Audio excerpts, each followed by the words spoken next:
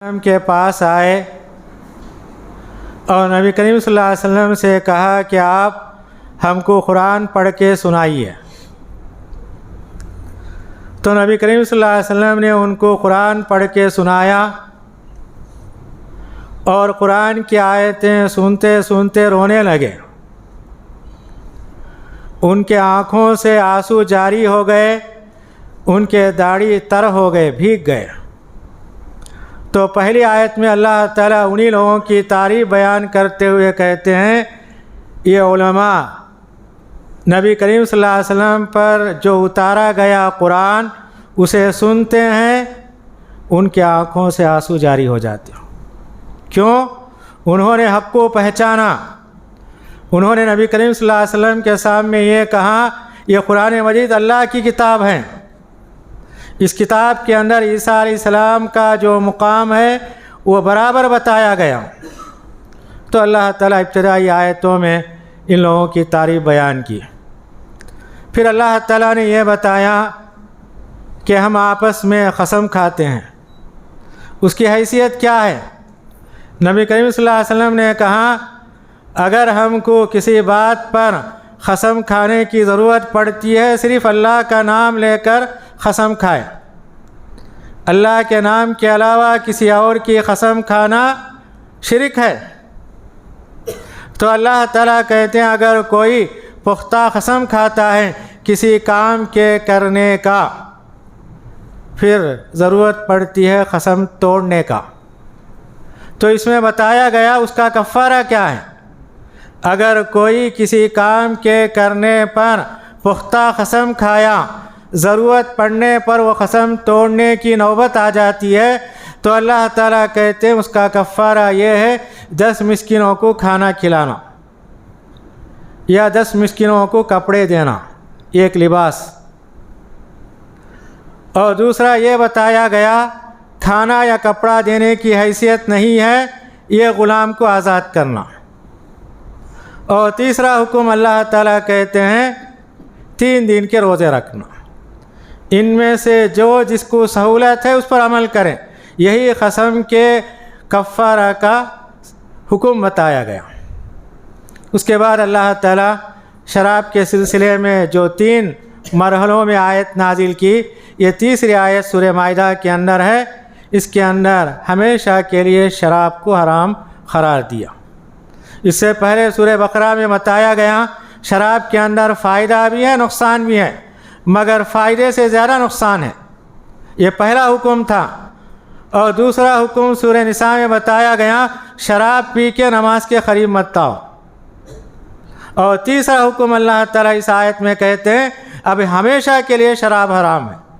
تو اللہ تعالیٰ کہتے ہیں یا ایھا الذین آمنوا انما الخمر والمیسر والانصاب والازلام رجس من عمل الشیطان فاجتنبوہ لعلکم تفلحون۔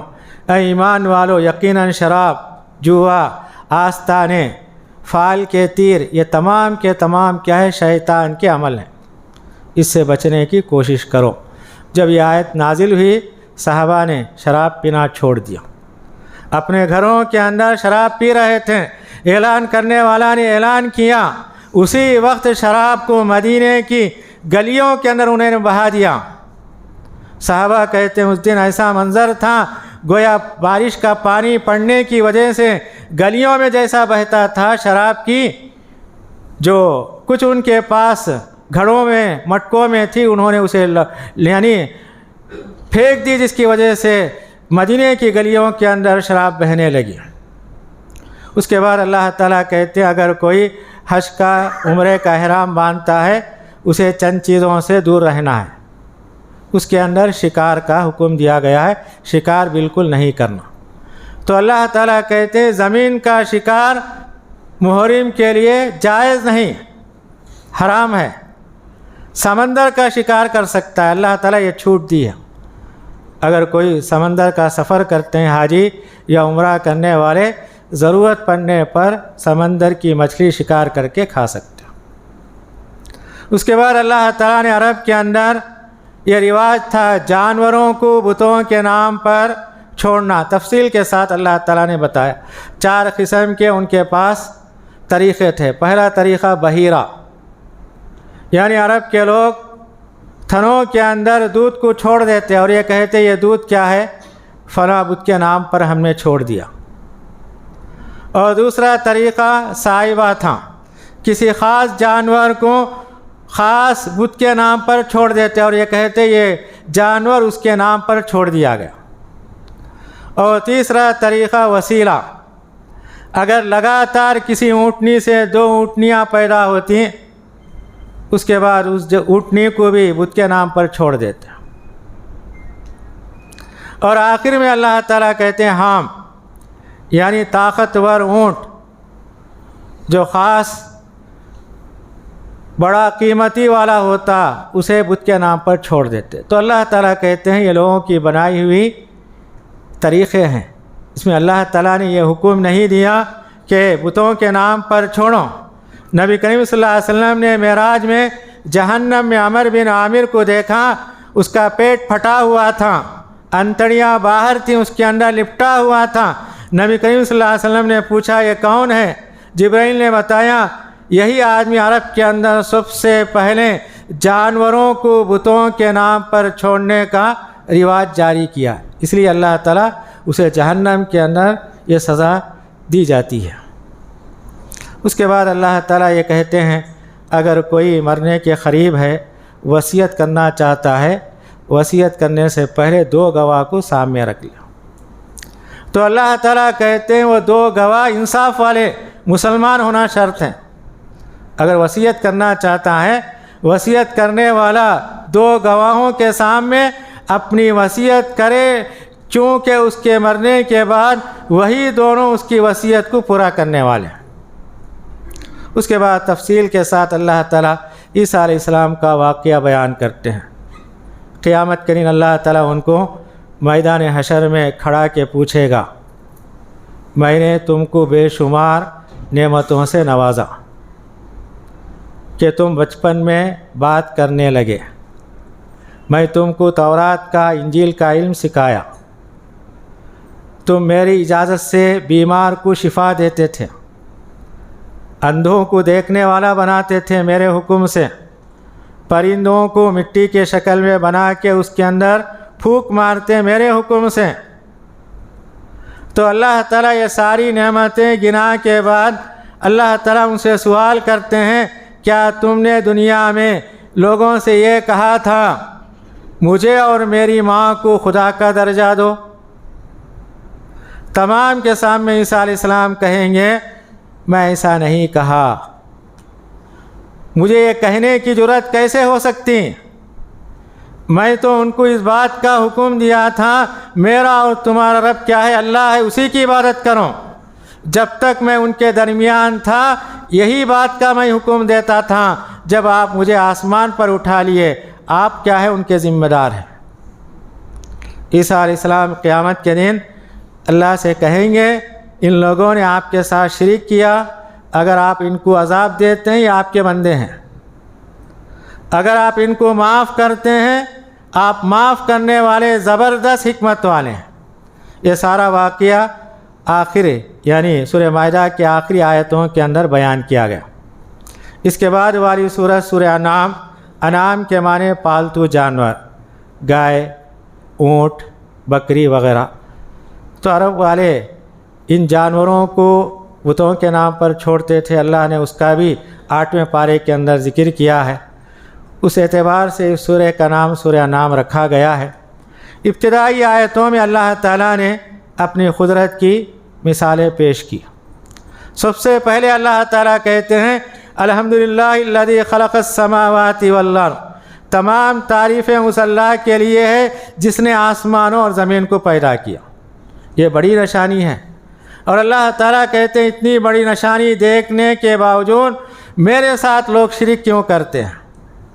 اس کے بعد اللہ تعالیٰ قیامت کا منظر کھینچتے ہوئے کہتے ہیں سارے کافر اللہ کے دربار میں کھڑے ہوں گے، اللہ کے دربار میں کھڑے ہو کر یہ کہیں گے اللہ ہم دنیا میں تیرے ساتھ شریک کرنے والے نہیں تھے، جبکہ وہ دنیا کے اندر شریک کرنے والے تھے، اور اللہ سے کہیں گے اللہ ہم نے آج تیرے عذاب کو دیکھ لیا، دوبارہ ہمیں دنیا میں بھیج، نیک عمل کر کے آئیں گے۔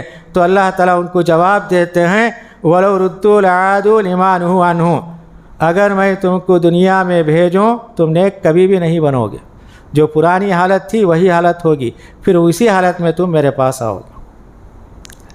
फिर अल्लाह ताला इस सूरह के अंदर ये कहते हैं अल्लाह के पास गैब का इल्म है, गैब की चाबियाँ अल्लाह के पास हैं। समंदर के अंदर क्या है, ज़मीन के अंदर क्या है वही जानता। ज़मीन के अंदर दाना कितनी गहराई के अंदर जाता है वही जानता है, और जो भी पत्ता दरख्त से गिरने वाला है उसे अल्लाह जानता है। चाहे पत्ता कच्चा हो सूखा हो, कब गिरने वाला है अल्लाह के सिवा किसी को इल्म नहीं। अल्लाह ताला हर एक का इल्म रखते हैं। अल्लाह के पास किताब है, दुनिया के अंदर क्या होने वाला है, किसकी मौत वाक़े होने वाली है, दुनिया में कल क्या कमाएगा, अल्लाह के सिवा कोई नहीं जानता। फिर अल्लाह ताला इस सूरत के अंदर ये कहते हैं अल्लाह का अज़ाब 3 तरीक़ों से आता है। एक क्या है आसमान से, और दूसरा ज़मीन से, और तीसरा अल्लाह ताला आपस में लोगों को लड़ा के बर्बाद कर देते हैं। तो नबी करीम सल्लल्लाहु अलैहि वसल्लम ने एक हदीस में बताया मैंने अल्लाह से 3 दुआएं की, अल्लाह ताला ने 2 दुआओं को कबूल किया, एक दुआ को कबूल नहीं किया। पहली दुआ नबी करीम सल्लल्लाहु अलैहि वसल्लम ने यह की ऐ अल्लाह मेरी उम्मत को पानी में डुबो कर दुनिया से ख़त्म मत कर, अल्लाह ताला कबूल कर लिया। दूसरी दुआ अल्लाह के नबी सल्लल्लाहु अलैहि वसल्लम ने यह की ऐ अल्लाह मेरी उम्मत को क़हत साली के अंदर मुब्तला मत कर, तो नबी करीम सल्लल्लाहु अलैहि वसल्लम ने कहा अल्लाह मेरी दुआ को कबूल कर लिया। तीसरी दुआ नबी करीम सल्लल्लाहु अलैहि वसल्लम ने यह कही ऐ अल्लाह मेरी उम्मत को आपस में मत लड़ा, अल्लाह ताला ने कहा नहीं। उसी का नतीजा है कि आज उम्मत मुस्लिमा हर जगह लड़ाई झगड़े के अंदर मुलव्वस है। इसी सूरह के अंदर अल्लाह ताला ने इब्राहीम अलैहिस्सलाम का वाक़या बयान किया जिसे हम जानते हैं। वो चाँद को देखते हैं तो कहते हैं ये हमारा रब है, जब चाँद डूब जाता है तो कहते हैं डूबने वाला मेरा रब नहीं हो सकता। सितारे को देखते हैं तो कहते हैं ये मेरा रब है, डूब जाता है तो कहते हैं डूबने वाला मेरा रब नहीं हो सकता। सूरज को देखते हैं तो कहते हैं ये दोनों से बड़ा है, दोनों से ज़्यादा रोशन है इसके अंदर। जब वो डूब जाता है तो कहते हैं इन्नी वज्जहतु वजहिया लिल्लज़ी फ़तरस समावाति वल अर्ज़ हनीफ़न वमा अना मिनल मुशरिकीन, मैं अपना चेहरा उस ज़ात के हवाले करता हूँ जो ज़मीन और आसमान को यकसू होकर पैदा किया, मैं मुशरिकों में से नहीं हूँ। तो इब्राहीम अलैहिस्सलाम ने बताया दुनिया में वही ज़ात इबादत के लायक हैं जो ज़िंदा है, हमेशा रहने वाला है। जो लोग दूसरों की इबादत करते हैं वो हमेशा रहने वाले नहीं हैं, ना उनके पास हमेशा की ज़िंदगी है, बल्कि आर्जी तौर पर रहते हैं। जैसा दिन आता है इसी तरीके से ज़िंदगी उनकी घट कर दुनिया से चले जाते हैं। उसके बाद अल्लाह ताला ने 18 पैगम्बरों का नाम लिया, इब्राहीम अलैहिस्सलाम से लेकर ईसा अलैहिस्सलाम तक। अल्लाह ताला कहते हैं ये सारे मेरे पैगम्बर थे। अगर ये लोग दुनिया में मेरे साथ शरीक करते लहबित अन्हुम मा कानू यामलून, मैं इनके आमाल को बर्बाद कर देता। तो मालूम हुआ शिरक सबसे बड़ा गुनाह है, जो भी करेगा अल्लाह ताला उसे माफ़ नहीं करते। तो अल्लाह ताला इन 18 पैगम्बरों का नाम ज़िक्र करने के बाद ये कहते हैं ये सारे मेरे बंदे थे, मेरे पैगम्बर थे, अगर ये लोग मेरे साथ शरीक करते मैं इनके अमल को बर्बाद कर देता। नबी से शरीक होना नामुमकिन है, फिर भी अल्लाह ताला सख्ती के साथ बयान करते हैं। उसके बाद अल्लाह ताला इसी सूरह के अंदर ये कहते हैं दुनिया में जो भी इंसान पैदा होता है अकेले आता है। मैदान हशर के अंदर इसी तरह सारे लोग अकेले खड़े होंगे, नंगे बदन नंगे पैर। यही हालत होगी जिस तरह हम दुनिया में आते हैं, यही हालत होगी। तो अल्लाह ताला यही कहते हैं उस दिन को याद करो जबकि तुम मेरे दरबार में अकेले तन्हा होगे, तुम्हारे साथ कोई नहीं होगा, तुम्हारे साथ तुम्हारा अमल होगा। फिर अल्लाह ताला इसी सूरत में अपनी कुदरत की निशानियों का ज़िक्र करते हुए कहते हैं ज़मीन पर गौर करो, बारिश उस पर होती है, उससे क्या है पौधे उगते हैं, फल उगते हैं। चंद फल ऐसे होते हैं जो बेलों पर होते हैं। चंद फल क्या है درخت پر لگتے ہیں، ہر ایک کا ذائقہ ٹیسٹ الگ ہوتا ہے۔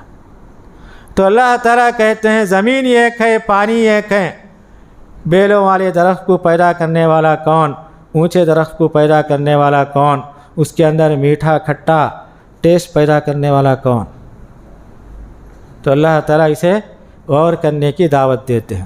پھر اللہ تعالیٰ اسی سورہ میں کہتے ہیں اس دنیا میں کوئی اپنے آنکھوں سے اللہ کو دیکھ نہیں سکتا، کوئی پیغمبر آج تک اللہ کو دیکھ نہیں سکے۔ موسیٰ علیہ السلام نے دیکھنے کا اللہ سے اظہار کیا، انہوں نے ضد کی اے اللہ میں تجھے دیکھنا چاہتا ہوں، تو اللہ تعالیٰ نے کہا لن ترانی، تو مجھے نہیں دیکھ سکتا، بے ہوش ہو کے گر گئے۔ مگر قیامت کے دن جنت والے اللہ کا دیدار کریں گے۔ نبی کریم صلی اللہ علیہ وسلم نے کہا اگر تم سے ہو سکے فجر اور عصر کی نماز کی پابندی کرو، کیونکہ یہ دو نمازیں اللہ کے دیدار کا سبب بنتی ہیں۔ سورت کے آخر میں یعنی پارے کے آخر میں اللہ تعالیٰ کہتے ہیں جو غیر قوم ہے، غیر مسلم ہے، جن چیزوں کی وہ عبادت کرتے ہیں ان کے معبودوں کو گالی مت دو۔